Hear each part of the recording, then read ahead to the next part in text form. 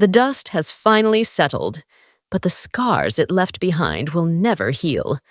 The Duttons might have survived another bloody battle for their land, but the cost was staggering, and hidden in every tear, every goodbye, and every grave, Taylor Sheridan slipped in hints about what's coming next. 1944 isn't just a new chapter. It's a storm brewing on the horizon, ready to tear everything apart. Trust me, not everyone's story is finished yet. Some fates are sealed, but others are about to collide in ways nobody saw coming. Let's dive deep into the ending of 1923, Season 2, Episode 7, and uncover the chilling secrets hiding in plain sight. The last stand at the Yellowstone Ranch was brutal. Blood in the snow, gunfire echoing across the hills, and a family clinging desperately to a legacy they could barely hold on to. For a moment, it felt like all was lost. Whitfield's men came in strong, dirty, and ruthless, and Banner, who had spent all season slipping deeper into darkness, stood by, ready to watch it all burn. But then came Spencer. In true Sheridan fashion, the hero we needed most came crashing back into the story like a force of nature. No grand entrance, no slow-motion hero shot, just raw, desperate, relentless action. Spencer didn't just save the ranch. He reminded the Duttons what it means to fight. No hesitation, no mercy, just survival, pure and simple. And yet, victory tasted like ash in their mouths, because while Spencer managed to beat back the invaders, he couldn't protect what mattered most: Alex. Their love story, built across oceans and continents, ended not with a bang, but with a broken whisper. Her death hit like a freight train. And what's even worse, Taylor barely let us sit with it. In the chaos of battle and the quick cleanup after, Alex slipped away almost like an afterthought. But if you were paying attention, you could feel it. The hollowness behind Spencer's eyes, the sudden stillness in the way he carried himself. Sheridan doesn't spell it out for you. He just lets the emptiness speak for itself. And that choice? It's brutal. Spencer, the unstoppable adventurer, the soldier, the lover, the fighter, is left utterly alone. And it's not just about losing Alex. It's about what her death represents. Spencer gave everything up for the dream of a future together, a life built on love, not violence.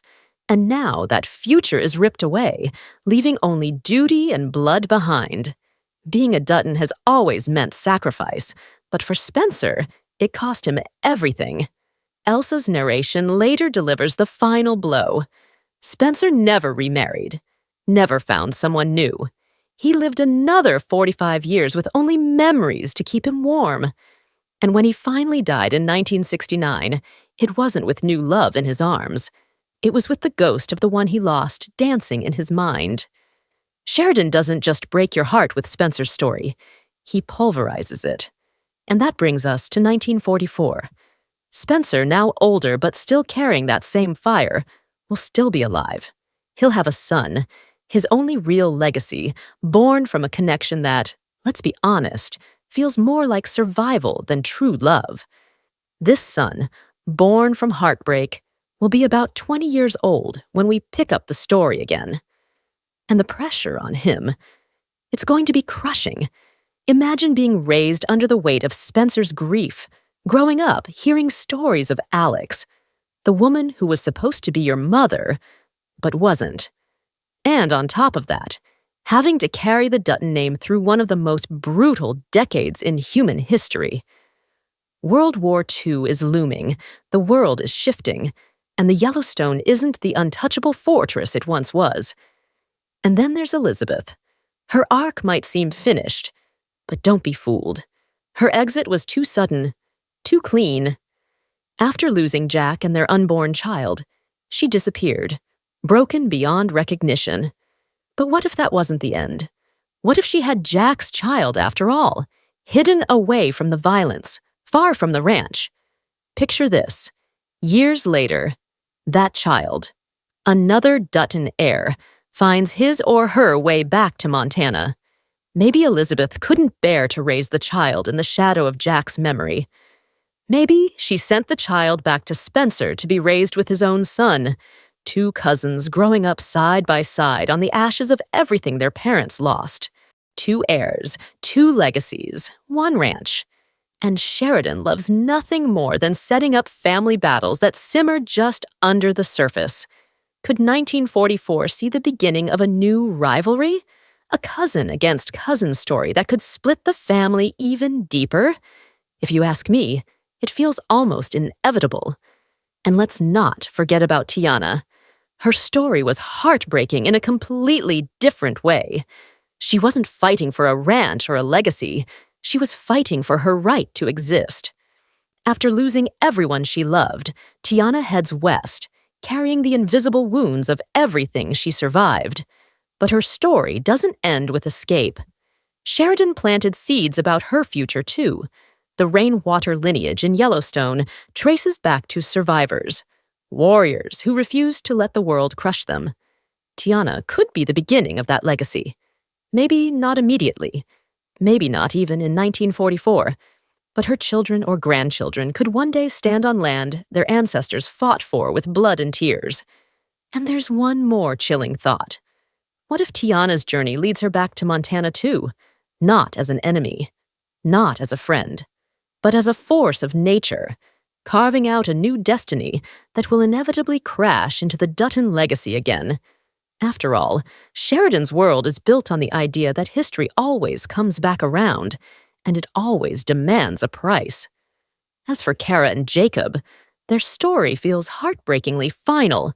We didn't see them die, but their absence in 1944 feels almost certain. They were the bedrock, the heart of the early Yellowstone. But every foundation eventually crumbles, and the next generation has to rise or fall on their own.